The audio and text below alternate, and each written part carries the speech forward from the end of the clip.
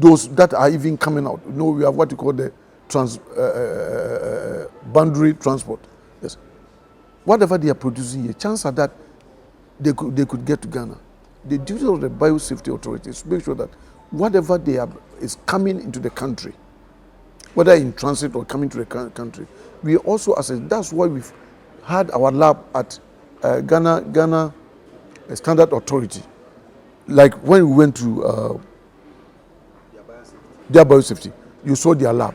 We have also a replica lab that we are putting up, so that this lab will help the activities of the TAC, that is the Technical Advisory Committee, so that anything that is coming to Ghana will never endanger the life of the Ghanaian. We have been engaging the local communities, we have been engaging the plant breeders, we have been engaging you people. And then we have also been going to the schools. We have a lot of workshops for schools, for the media. Yes, we have engaged in a lot of agencies. These are all part of our extension services. Yes, we are regulators. We are not at the forefront. What we do is that we regulate whatever. So our duty is to make sure that the extension services go on, so that whatever the plant breeders bring, make sure that they are coming from the farmers. They have been certified to be good and so on, so that when they come to us, we are able to do the regulation. So extension has been very rife enough. We have appropriate extension put in place. To me, I didn't. I tasted their kose. I tasted their something like aprapransa, whatever. Yes. In fact, there was no variation in terms of taste. That is not the problem. The problem is not mainly the taste. People think that the agro-biotechnologically modified organisms have a lot of health issues. That's what. But from the processes that we have been able to go through, you are a witness to all the processes. Yes. Today, all the stakeholders came.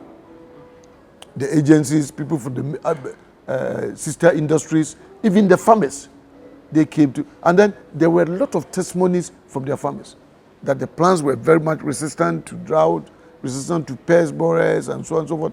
Even the number of pods, the frequency of pods, that after going through the biotechnology that they produce, they are about 3, 4, 5 times greater than the indigenous plants. These are some of the testimonies that today they give. We are regulators.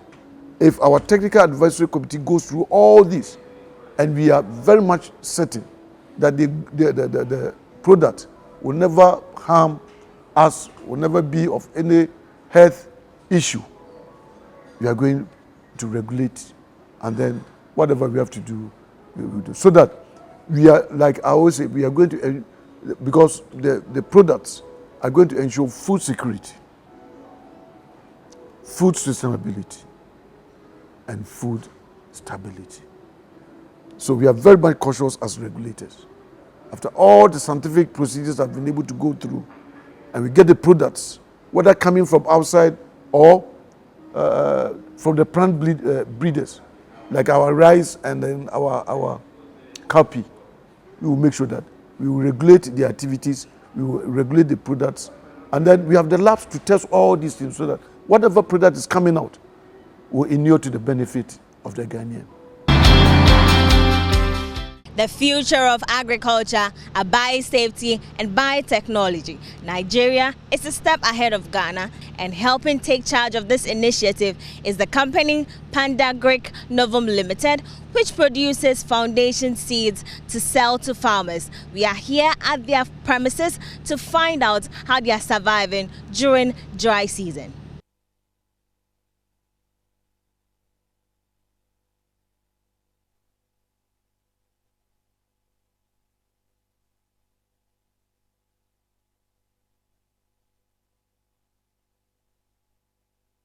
The planters,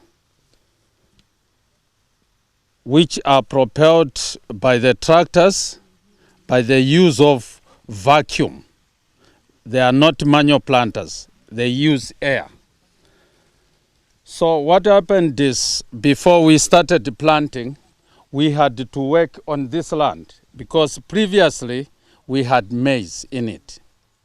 So as you can see, you can actually clearly see the stover of the maize that was left after the harvesting because of the intensity that we had actually to use to get the runs ready.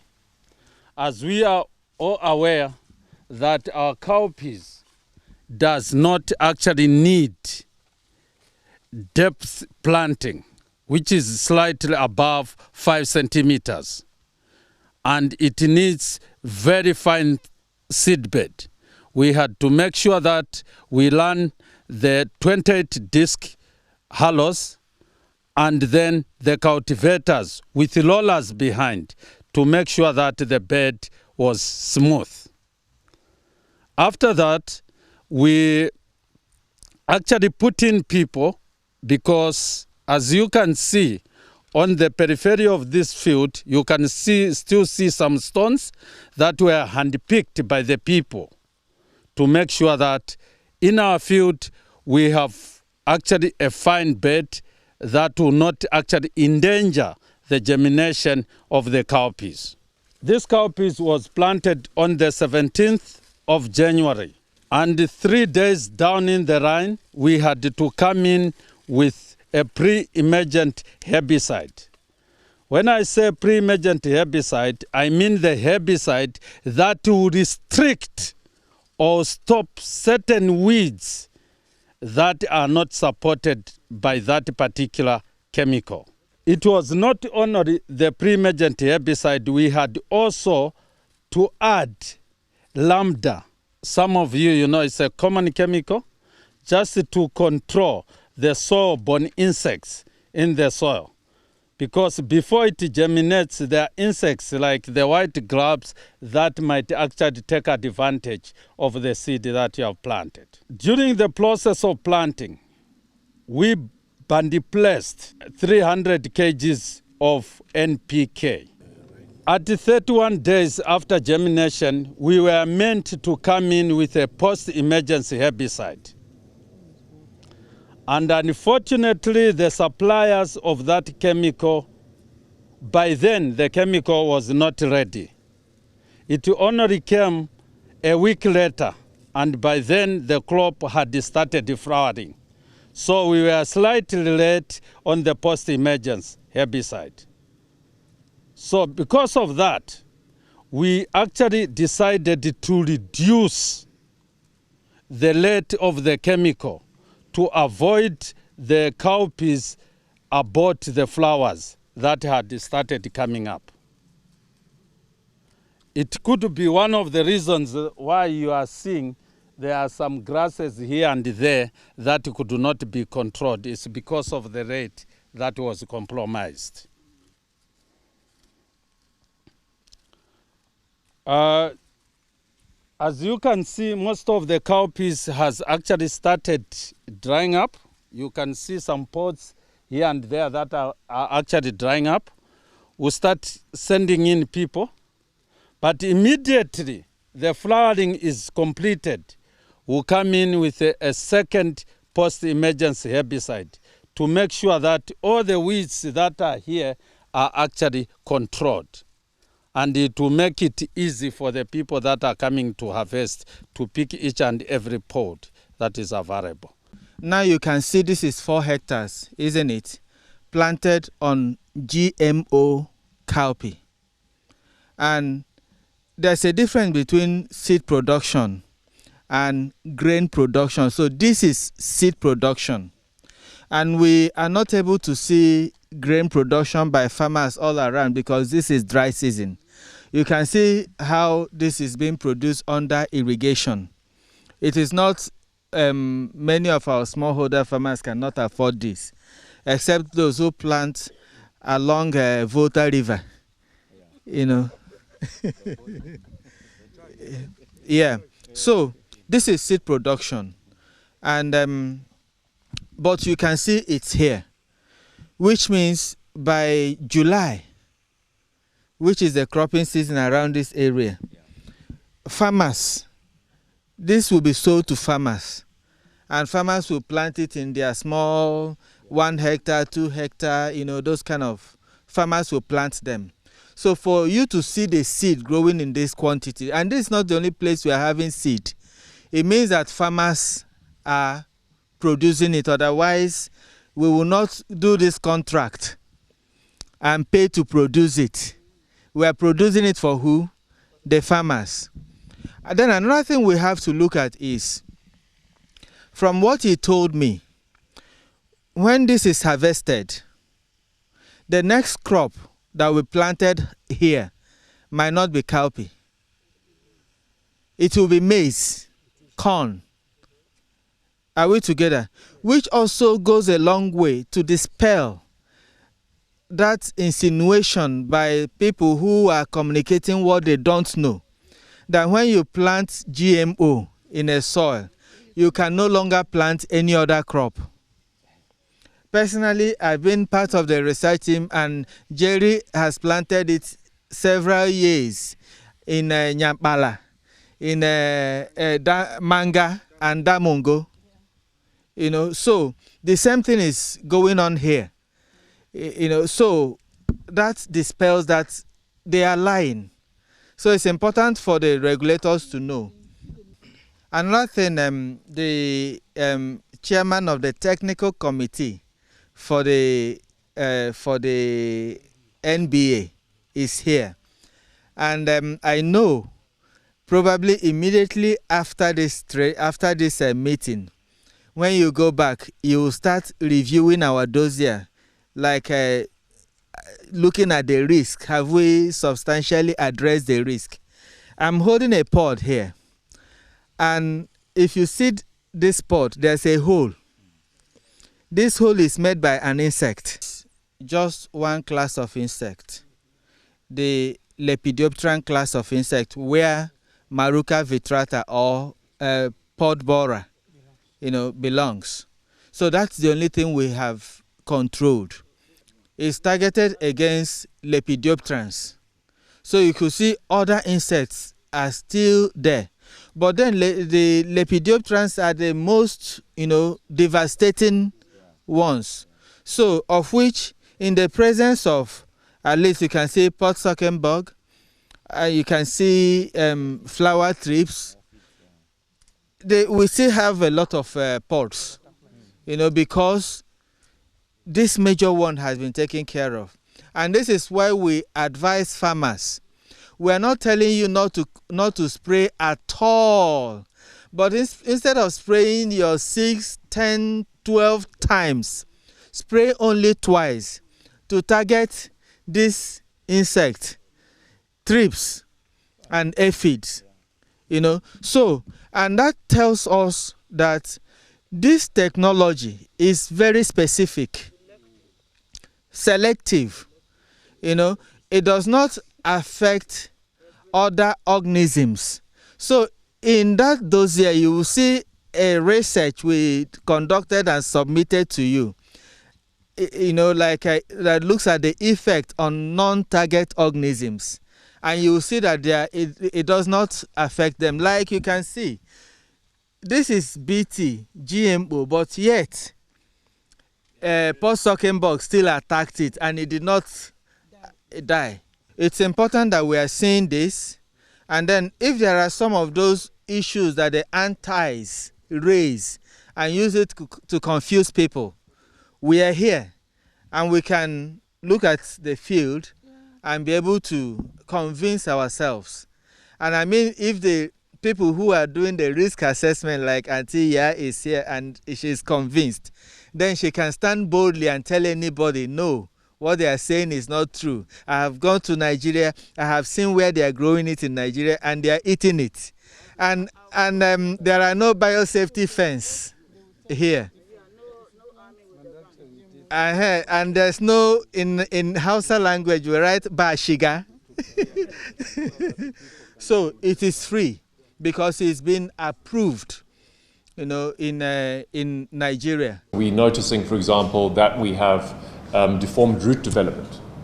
And we can now put that down to a certain over-application of an agrochemical, right? So then we say, okay, fine, let's adjust our cultivation protocol for the coming season to make sure, because we can estimate clearly what the yield impact was. So we can say that deformation was 0.7 tons a hectare result. So we can say, okay, if we adjust this, then we can gain back, let's say we can gain back 0.5%. And then we see erosion in the field. So we say, okay, from erosion last year, we lost about 0.6 tons a hectare. So then we're waiting for the rains to fall, and then we're going to put in contour ridges. And I would encourage, both in Ghana and in Nigeria, that the authorities force farmers to put in contours, because we get a massive erosion. And our soil is our factory, right? If you wipe off every year of the topsoil, you're losing your factory. And so we need to do contours. So we can estimate that. We then saw that we need to apply our fertilizer differently, because we tried to put urea in line with our planters, but urea absorbs moisture, it's hygroscopic, so we had to spread it. By doing that, we lost just short of 1 ton a hectare. So we then adjust our farming practices to mitigate against the identified risks or identified challenges that we faced in the previous season. So we continue to take giant leaps. Because you go to Southern Africa or Europe, these guys are getting 10 tons a hectare, 15 tons a hectare, but they've been doing it for 30 years. We don't have 30 years. We have 4 years. So how do we cram 30 years of learning into 4 years? And so that's the most important thing for us. And so we take a very structured scientific approach to it to try and expedite the learning and expedite the growth in what we're trying to achieve. Okay. So, and I'm asking. Once we figure things out, we want to partner with other farmers, with other institutes, and say, this is our learning, right? This is what we figured out. You figure out, like lodging, for example, in maize is a big problem in Nigeria. In November or October, you get huge winds, the whole thing lodges. So how do we stop lodging? And this is where we also want to partner with institutes and research guys and say, you can tell us how to stop lodging. Because our nutrition consultants can't tell us how to stop lodging. Right, but we understand that certain things, and so if we figure out how to stop lodging, we can then share it with other farmers who say, do this, and you'll very likely reduce lodging by 50% or whatever the case may be. Also, we want to do outgrow farmers, so we eventually want 20,000 farmers around us, and so we want to be sharing this information with them, but others in the country, because if everyone can get 10 tons a hectare, the whole country wins, the whole continent wins. Right? So that's really our approach to farming. Okay. Then you also said that your focus is poultry. Yes, poultry feed. That's right. So that's very fine. And then on poultry feed, how does the cowpea? Because you said eco-basic, what they're doing aligns, and of course cowpea is not eco-basic feed. So aligns in the way that they are trying to innovate and change agriculture in Nigeria. So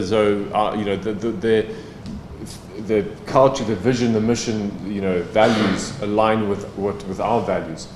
Now we don't have to grow soybeans or maize, right? We're also a commercial enterprise.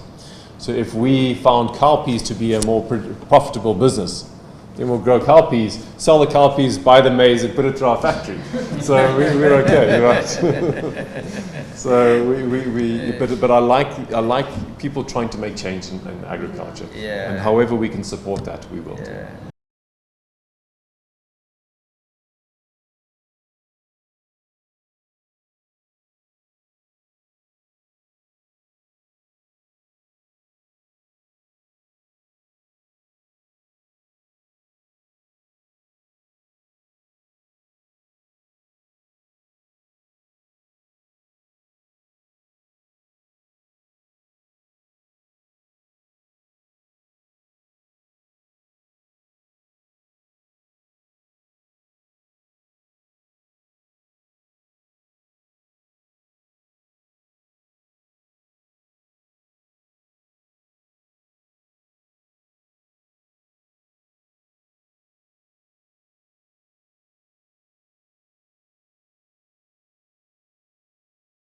That was a beautiful PBR cowpea farm we saw there. The good thing about growing this crop is that it provides extra nitrogen for the soil, which is advantageous to growing other crops like this conventional maize I'm sitting on. Reporting from Abuja, Nigeria, my name is Emma Davis.